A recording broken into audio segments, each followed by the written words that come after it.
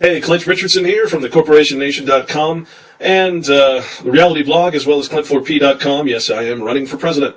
Today I just wanted to talk to you about, I wanted to talk to you about the Federal Reserve, first of all, and get rid of some of the fallacies surrounding the Federal Reserve. We're going to look at the Federal Reserve Act, which I'm betting that 99% of the people out there haven't read, and we're going to look at the Federal Reserve CAFR a little bit, not too much in too much detail, but enough to understand what's going on there. Anyway, let's move on to the Federal Reserve here. Because what I'm willing to bet is that the majority of people out there, and again, I include myself in this, have not read the Federal Reserve Act. They don't know anything about the Federal Reserve other than what famous authors have called it. It's a creature from an island. It's a seven-headed hydra that somehow has unrealistic power over government. It's an international conglomeration of bankers who control the American government. No. This is patently false information. This is the fallacy that we need to destroy. This is the group of fallacies about the Federal Reserve that we need to get rid of. We need to realize that this thing, while being very powerful, is just a bank. It's just a bank. It is the central bank of the United States, of which all other banks are members. That does not give it all powerful connotations. It's just a bank. And because it is incorporated in the United States and it was created by Congress, it is not some all-powerful, all-sentient being. In fact, it is run through the Treasury, at the discretion of the Treasury. Let's look at the actual Federal Reserve Act and get an idea of what this thing really is. Now, again, most people out there, I would venture to say 99% of you who constantly portray the Fed as something other than it is, have not read the Federal Reserve Act. You can reference it. You do reference it. You reference the original Federal Reserve Act back in the 1910s. But that act is completely gone. The thing's been amended so many times by now, and we'll look at that, understand what this thing is, and that it's controlled by the Treasury, not the other way around. Mr. Ben Bernanke is not all-powerful. It's just not how things work. So let's take a look at the Federal Reserve Act and try to understand what the heck's going on here, that we need to start focusing on the real problem, which is government itself, not the things that are propped up for us to be entertained by, through entertainment, the mind control that government is so good at. Let's look at the Federal Reserve Act. First thing we need to know is that this is not the original Federal Reserve Act. The thing changes and morphs all the time, just like the Constitution, just like U.S. code and law and local law and everything else. Okay, this is an amended piece of documentation, and it is in Title 12 of U.S. Code. Now, what's important about Title 12 of U.S. Code is that this is not statutory law. This is, in fact, prima facie law, as stated in this sentence in the U.S. Code, and that simply means that it is presumed law, that it goes on with your consent. Because you are not actually putting up any kind of fight against the Federal Reserve, you're saying that you don't consent to it, it exists. Okay, you can say that you want to end it all you want, but until you actually do something about it, it's not going to end. And that's the god-awful truth of the Federal Reserve. It is presumed law, and as long as you're consenting to it, even though you're yelling from the top of your lungs that you don't support it and you don't want it, it's going to exist because you're not doing anything to stop it. You're not doing any type of lawsuit. You're not doing anything to stop it. Even if the audit the Fed thing was a realistic thing, all it would be is an audit. It wouldn't mean anything. It wouldn't solve anything. It wouldn't do anything. All it's doing is taking selected materials from the Comprehensive Annual Financial Report and calling it a new audit. It wouldn't do anything. Simple as that. In other words, an audit of the Federal Reserve would not shut it down. It would only show that everything it does is lawful, and that's what we're going to cover right now. Okay, so again, we're in the section of the Federal Reserve Act, Section 7, called Division of Earnings, where in Section A, it states dividends and surplus fund of reserve banks. After all necessary expenses of a Federal Reserve Bank have been paid or provided for, the stockholders of the bank shall be entitled to receive an annual dividend of 6% on paid-in capital stock. Now, again, you can bring up your Rothschilds and your stockholders, whatever, it doesn't matter. The point is that this is a government-controlled entity. The entitlement to dividends under subparagraph A shall be cumulative. That portion of net earnings of each Federal Reserve Bank which remains after dividends claimed under paragraph 1A have been fully met and deposited into the surplus fund of the bank. So when we're talking about this, we're only talking about the surplus fund. What does that mean? Well, Under use of earnings transferred to the Treasury, it states that the net earnings derived by the United States from Federal Reserve banks shall, in the discretion of the Secretary, be used to supplement the gold reserve held against outstanding United States notes, or shall be applied to the reduction of the outstanding bonded indebtedness of the United States under regulations to be prescribed by the Secretary of the Treasury. Okay, what have we learned here? This is all at the discretion of the Secretary of the Treasury, you see. All of this is prescribed by the Secretary of the Treasury. Should a Federal Reserve Bank be dissolved or go into liquidation, any surplus remaining after the payment of all debts, dividend requirements as herein before provided, and the par value of the stock shall be paid to and become the property of the United States and shall be similarly applied. What have we learned here? These banks, regardless, are property of the United States. If they fail, they are property of the United States. The United States being the corporate structure, the federal government that is the United States Corporation. This is not the 50 States United. No, this is the corporate structure that rules those 50 states.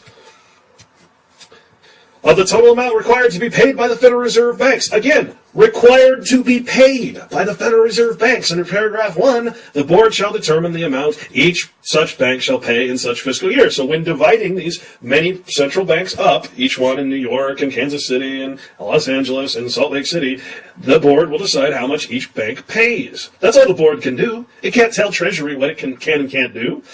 Third, to make contracts. Fourth, to sue and be sued. Complain and defend in any court of law or equity. Okay, this does not mean that it is some external corporation that has all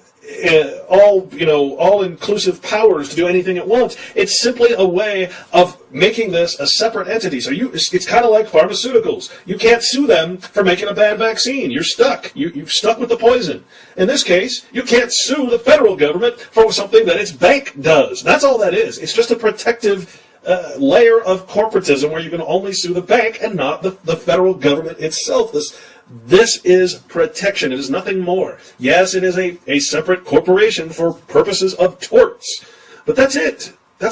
Otherwise, it is at the discretion and under the supervisory and law of the Treasury. It's simple as that. And the Treasury is under the supervision of the President. Fifth, to appoint by its Board of Directors a President, Vice President, and such officers and employees as are not otherwise provided for in this Act, to define their duties, require bonds for them, and fix the penalty thereof, and to dismiss at pleasure such officers or employees. Why are they bonded? Why do they require bonds? Because that's when they get sued for doing something wrong. You're suing the bond, which is their protective little corporate structure. It is their insurance bond. They're insured for lawsuits. That's what that means. The President shall be the Chief Executive Officer of the bank and shall be appointed by the Class B and Class C directors of the bank with the approval of the Board of Governors of the Federal Reserve for a term of 5 years, and all other executive officers and all employees of the bank shall be directly responsible to the President. So who is the President of the Federal Reserve? A better question is, who appoints the President of the Federal Reserve? Well, naturally, the President of the United States appoints the President of the Federal Reserve, which here it states all employees are entrusted to. They report to the appointed President of the Federal Reserve. It's simple as that. And of course, the 9th President of the New York Fed was Timothy Geithner, who is now the incumbent Secretary of the Treasury. So now the guy who was formerly the appointed president of the bank by the President of the United States is now appointed to be President of the Treasury by the President of the United States. It's just a tool, guys. It's a bank. That's it. It's just a bank, and the bank is given extraordinary powers by the Treasury, which is an appointed office of the Executive Department of Government, the executive branch, which is everything is under the President of the United States, the one person that you actually voted into office in the federal government. The one person. Everyone else is appointed, including the President of the Federal Reserve Bank. You're telling me that that Timothy Geithner, when he was President of the Federal Reserve Bank, had the authority to say no to the President of the United States, to say no to Congress, to say no to the Treasury? Give us really. What kind of thinking is this? Where did this myth come from that the Federal Reserve is all powerful, all inclusive, completely separate from government? It's patently false, and I fell for it too. So don't get me wrong, I fell for this all too, because I simply didn't read the Federal Reserve Act. I didn't understand. I just went by what everybody else was selling in their books and in their videos and everything else. So I'm just as guilty as all of you, and I'm trying to make amends for myself and trying to spread the word. This is just a bank. It's just a bank. You want to fix everything, you have to take over government. You want to fix Wall Street. Wall Street are simply government-owned corporations. You have to take government, not Wall Street. You have to occupy government. Right now, the occupants of government are not people. They are businessmen. They are corporate entities. You need people in government. Same with the chairman. Old Ben Bernanke. You think Ben Bernanke is all-powerful? No. George Bush actually nominated Ben Bernanke in 2006, and then President Obama renominated him in 2009. He's confirmed by the Senate to be the banking, he didn't just step into power. Neither did Alan Greenspan, who served more than 18 years. These guys don't just get up there by coincidence. No, they're appointed. They're elected by your representative government. The president nominates this person. In other words, he gives his advice on who he thinks should be the chairman and the president. Of course, it's really not his advice. He's being told what to do. If you haven't figured that out, then, boy, we got a whole history lesson to give. But the point is, again, the appointer of the Fed chairman and the Fed president is the president of the United States. Okay? These guys are not all-powerful beings, just like Ron Paul is not Superman or Captain America. Sixth, to prescribe by its board of directors bylaws not inconsistent with law. What? Bylaws not inconsistent with law. In other words, everything they do is set out in law, in this act, per se, regulating the manner in which its general business may be conducted, and the privileges granted to it by law may be exercised and enjoyed. So, again, everything the Federal Reserve does is perfectly legal. You got to understand that. All we're saying here is that the government is borrowing from itself. It is creating a system of debt through its tool, which is the central bank. It is not the central bank that is doing it. It is the central bank operating under the Treasury, under the President, under the people who control this government. It is not a separate entity. A bond is simply the government creating money by borrowing from itself, by borrowing from its own bank that it chartered through Congress long ago. But here again, we see that this particular section has been amended under Title 12 by the Act of February 25th, 1927, which amended the subparagraph by the Act of August 23rd, 1935, which amended the 5th paragraph effective March 1st, 1936, and then September 23rd, 1994. And then July 21st, 2010, which amended this subparagraph. I mean, it's not like this thing is this original act that everybody refers to. No, this is a constantly mutating and altering law that is used by government to put you in debt. It is not the Fed that is putting you into debt. It is government using the Fed, the Federal Reserve banking system, to put America in debt to itself. The United States Corporation is the guilty party using the tool that is the Federal Reserve and the rest of the national and international banking structure. Okay, please understand that this thing is not above the law. Everything it does is according to the laws that the United States allows, that it sets, and that it exempts itself from. I mean, it just goes on and on. You guys can read this for yourself. I mean, the point here I'm trying to make you understand is that there is nothing going on that is fishy. There's nothing going on that is against the law or above the law. It is the very Federal Reserve Act constantly being manipulated.